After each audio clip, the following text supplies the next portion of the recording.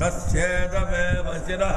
வேதத்தை என்ன சொல்றதுன்னா, ஒரு மனுஷன் நடக்கிறதுக்கு எப்படி நடந்துக்கணுமோ அந்த நடக்க வேண்டிய காரியத்தை தான் சொல்றது. ராமன் நடத்தி காட்டினார், யாரும் தெரிஞ்சுக்கல. அவன் என்னவோ வேறு தான் காட்டுக்கு போனா விட்டு போனா வந்துட்டான் அப்படின்னு அவரும் தெரிஞ்சுக்கல. கிருஷ்ணன் சொல்லி பார்த்தா அதையும் புரிஞ்சுக்க முடியல. ஏன்னு கேட்டாங்க, அர்ஜுனுக்கு புத்தியை உபதேசம் லோகத்துக்கு தான், லோக யுத்தத்துக்கு தான் கீதை உண்டாச்சு. அந்த கீதை யாரா படிக்கிறாளா? யாரும் படிக்கல. கீதைன்னா என்ன? கீதாரு பேர் தான் வைக்கலாம் முன்னாடி, அதான் கீதா கீதாரு கூப்பிடல. அதான் அதுவே அவன் தொண்டோட போறான். இப்போ இது யாரு நீ வேற வச்சாரு கூப்பிடுறிய அப்படின்னு. அந்த மாதிரி பெருமாளுக்கு கேசவன்னு நாமம். அந்த கேசவான்றது கேசவ பிள்ளை கூப்பிடுறதுக்கு அந்த கேசவ நாமத்தை கூட கேட்கக்கூடாது. என்ன நாராயணர் நானுன்றா என்ன இப்படி இந்த எப்படியான நம்ம பேரை சொல்லுகிறோம் என்னமோ பகவான் காத்துட்டு நம்மளை காப்பாற்றுறதுக்கு. ஆனால் இந்த பேரெல்லாம் விட்டுலாம். சீனிவாசன் வச்சா சீனு என்ன சீனிவாசன் நல்லா கூப்பிடல, இல்லை கூப்பிட மாட்டான் யாருமே சொல்லு. ஏன்னு கலியுக தர்மா அப்படி தான் வரும்.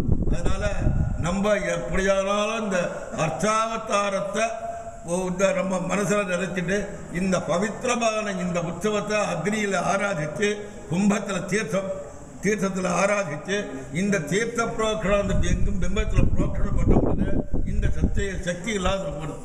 அஞ்சனம் கூட சமர்ப்பிப்பான். பூர்ணாஜ் ஆரம்பிட அந்த அஞ்சனத்தை எடுத்து கும்பத்தில் சமர்ப்பித்து அப்புறம் பிம்பத்தில் சமர்ப்பான். இப்போ கும்பம் தான் இங்கே பிரதானம்.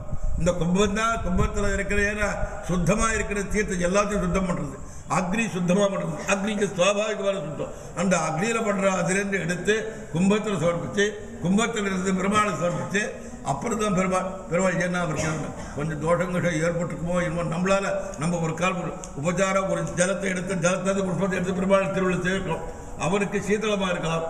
அது உபச்சாராபதேசேன கிருத்தாரு அகரம் மயா அபச்சாரா நிமான் சர்வான். நான் உனக்கு உபச்சாரமாக இருக்கணும்னு பண்ணுறேன், அது அபச்சாரமாக கூட ஏற்படலாம், வேண்டாத போடலாம். பெரிய மாலை சாத்தா ஒரு வேர்வை விட்டு போச்சாக்க அவருக்கு வேர்வை விடாது போட்டாலும் நம்ம மனசை காட்டுறது தான். ஒரு குழந்தைய நம்ம எப்படி காப்பாற்றுறோம் அந்த மாதிரி பெருமாள் நம்மளை அவர் காப்பாற்றுறோம், நம்மளும் அவரை காப்பாற்றுறோம். அதுதான் இப்போ குழந்தைகள் பிறந்தா தாயார் தவறார் காப்பாற்றணும் எப்படி சட்டம் இருக்கோ அந்த மாதிரி இந்த தாயார் தவறார் பெருமாளை காப்பாற்றுறாதான் அவர் நம்மளை காப்பாற்றுவான். எப்போ அவனை நம்ம மனசில் எண்ணிக்கொண்டு எப்போ வேணும் சர்வதே சர்வகால சர்வாவஸ்து ஒரே ஒரு நாள் ஒரு க்ஷணம் மாத்திரம் பெருமாளை நினைச்சா போகிறோம். இந்த அர்த்தாவதாரம் நம்ம எதுக்கான ஜிக்வே கீர்த்தய கேசவம் முரரிப்பும் சேத்தோ பஜ ஸ்ரீதரம் பாடி துவன்வ சமர்த்தயா அச்சுத கதாக ஸ்ரோத்ரத்வஜத்வம் சுடு கிருஷ்ணம் லோகஜ லோச்சனத்வஜகரே யச்சாந்திரி யுக்மாலயம் யுக்மக்ராட முகுந்த பாத துளசியும் மூர்தன்னம் அதோஷம். இதை குலசேகர ஆழ்வார் பாடிலாம். என்னோட ஜிக்வே கேட்டு நாக்கு வந்தது ஜிலேபி சாப்பிட்றதுக்கோ லட்டு சாப்பிட்றதுக்கு இல்லை, பகவன் நாமத்தை உச்சாரணம் பண்ணுறதுக்கு இந்த நாக்கு. அது சாப்பிடக்கூடாதுன்னு அர்த்தம் இல்லை, சாப்பிடலாம். சாப்பிட்டாலும் ஒரு கடமாவது என் பேரை சொல்லு தானே என்ன நினைச்சுன்னு சாப்பிடும் அப்படின்னு யாரும் முடியும். நம்ம ஆஹா இது நல்லா இருக்குது அது நல்லா இருக்குதுன்னா பாயசம் பண்ணால் நம்ம தான் சாப்பிடணும்.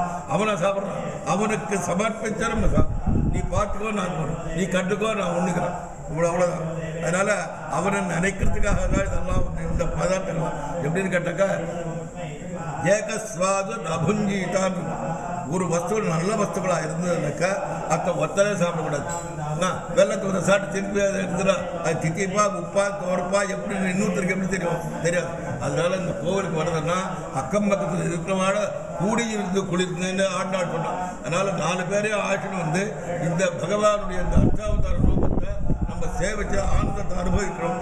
அதனால அப்பதான் எல்லாருக்கும் ஆனந்தம். ஓஹோ இப்படி இருக்கா அப்படின்னா அவள் 4 பேர் சொல்லுவாள். அவளால்